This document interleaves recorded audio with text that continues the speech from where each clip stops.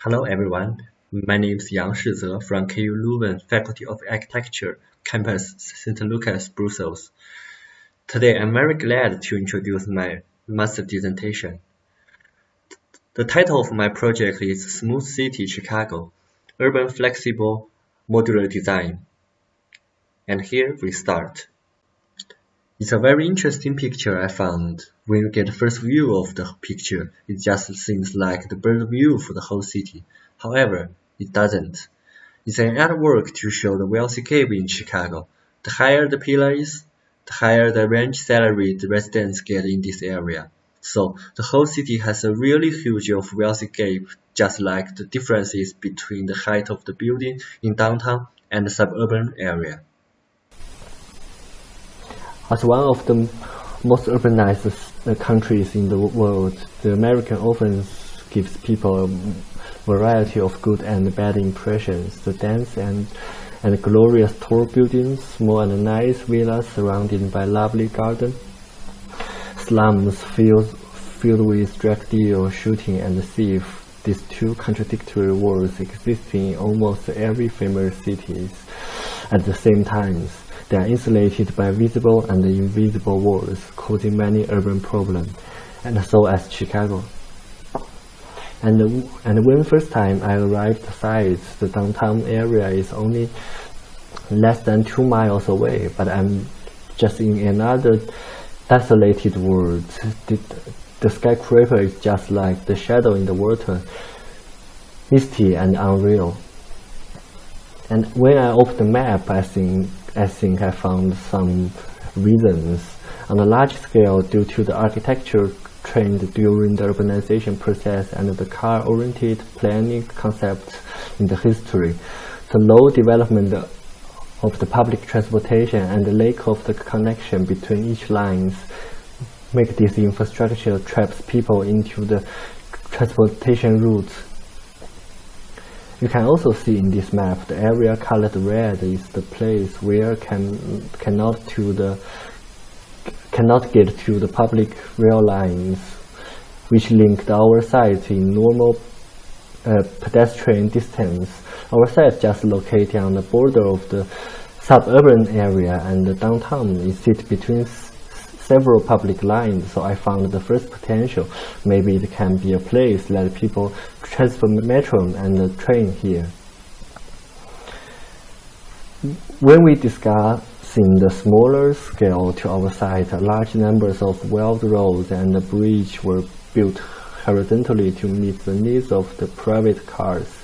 Together with the railway, a huge infrastructure network was found. And these large scales create barriers, make one vacant rooms after another in the city. You can see in the picture on the page, urban facility protect the site away from the surrounding area. In fact, there are always routes for people to get across this area, but you see, it's really narrow, inconvenient, and how can you imagine the only route to get to a park with gym needs to cross a railway and a tunnel. Another problem I found is many areas didn't get good public space. To consider this, it's very necessary to ask how the Americans deal with the building with surrounding open space. I try to conclude the typical forms of the buildings to think about the question. Firstly is the high-rise towers, which can be regarded as the symbol of the Chicago. They are very close with each other. The space between them is often narrow, but most of them will have a ground in front of the site with the trees and the grass. In the near downtown area, which lower densities compared with the financial and commercial center, the buildings in this area have more complex functions, since many of them contain the annex buildings, and there are also some middle-rise apartments or retails provide mixed function. But these are also influenced seriously by transit lines because they lack of the multi-level routes like the tunnel or bridge. When it comes to the suburban area with even low density, vacant lots are often adjacent to the residential communities or middle-rise buildings, sometimes separated by slow roads. There are not too many public transportation and commercial hub here, so it's usually sparsely populated. In conclusion, neither connection or public space are good enough, and these two elements also affect with each other. Imagine you are a white-collar working in the downtowns. You crowded in the narrow routes to cross the street, trapped into a tower for the whole day, and the only space for you is one floor, or you wait a long time for elevator to have a fresh air on the ground floor. And also, after work, when you go back to homes where in lower density area is not crowded anymore, but also lack of facility and function to have fun. Working in a vacant part is also dangerous, so you only choose the shortest way for home. It's so bad. So, what's the ideal situation? Based on the architectural knowledge and the case study, it's easy to conclude that the low-dense space should have more function to engage people using more route and stay in the space, while the dense space should have multi-level terrains or entrance to improve the accessibility and the collective space. In this case, the urban space should be high density, low rise, multi-level, more connection. So I found this a technique, or it can be called as a system, the mat building, that was once proposed by the group 10. I'm not just creating a mat building directly for the project itself, but adapting its strategy to think about the problem. The mat building focuses on decompose, reorganize, planning, and structure. Designers imagine the building as a dynamic, flexible hub, a connected system, which might provide some idea for Chicago. It's a large-scale, high-density structural composition based on a precisely adjusted grid. Architectures always try to get data from different cities in order to find a new form with appropriate space for native.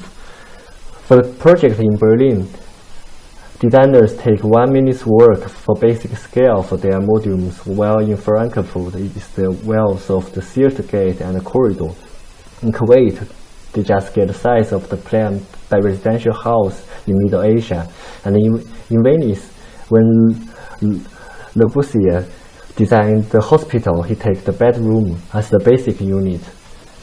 After he created the rooms unit, he combined this unit with necessary function to create a large basic group. And this group becomes the basic module for the whole building. As for planning, he makes the organization just like urban planning, try to get a continuous fabric with surrounding area and connect it with the urban space as much as possible. The strategy is just like urban design more than the building. It's like build a small city, inner city. Now I get the problem that method is time for designing. Just like how the architecture deal with the mat buildings, I would like to change the forms of the existing building in Chicago by studying the scales. So I get the data from several typical areas. First, the bank areas. The wealthy of the riverside work is 5 to 8 meters and include the facility is 15 meters. In downtown areas, the building set in 100 multiply 100 grid. The road is 18 to 25 meters. And near downtown areas, I get the scale of several commercial buildings, and residential areas is the data of the grid and the slow road. So we get the following scales, such as commercial office space, street living area, and so on. I choose to include these scales into 100 and multiply 100 space to design the most basic deconstruction unit, then analyzing and designs each unit individually. I optimized the 5 typical building forms which has been illustrated earlier. For example, for the module with annex, I distribute the space from tower into annex buildings to reduce the height, then smooth the cube to create more terrace and slope to make an annular space with a square. In conclusion, on the principle of low race, high density, more open space and connection, I make 5 forms of building. On the layout, each space is also designed to conform the texture of the cities and extend the scale of the native leaves. These scales all come from the study above. Those modules, just like part of furniture, we still need nails to put them together. In fact, lack of connection between each area in fact means lack of transition areas. In US, there are always potential space for people to interact, but there are always lack of the transition, so the space also be distinguished too clearly, especially between the open space with tower building. I think the interface where it's between two separate areas is the key to get involved with connection. A neo, an extra connection should be designed as a transition to smooth the interface. Every basic module has 4 interfaces. The red line means negative interface, which has lower accessibility and needs extra connection. And the positive interface also needs transition. Different buildings with different interfaces have special solutions. For example, the number 1 residential areas has nice access, but it's also easy to be influenced by out visitors or noise. So the protection and the transition is necessary. Then I designed 6 kinds of the connection module from A to E, can be used for deal with different situations. For example, the connection B can link the 2 areas separated by road, and the sink park below the road can provide extra public space for the users, while the D have multiple terrains to provide outdoor relaxing space for the enclosed floor in 2 buildings. The table above shows when 2 parts linked with each other, which type of neo should be used. For example, 3B4 means using B connection module to link the number 3 building modules with number 4. So there will be plenty of ways to link with every modules together. In the end, the project is more like selling furniture with neo. The developer chooses the type of the buildings, and the architecture chooses the type of the neo to organize them together. We put the commercial, we put the residential house and the apartment, we put the connection, then we give the building system. The main purpose for me is not to design an individual building which is really nice. Chicago never lack of top designers and buildings, but the point is we should go further to consider how we link these wonderful buildings together to make them work as a system which can be benefit more people. Instead of making individual special buildings stand out among the city, this strategy is more inclined to the collectivism. I try to smooth the building to reduce segregation, to make the city smoothly. No protagonist in the city. Building linked with each other, work as a dynamic system. Then the building can truly become the members of the city, and so as everyone lives in the city. Thank you very much.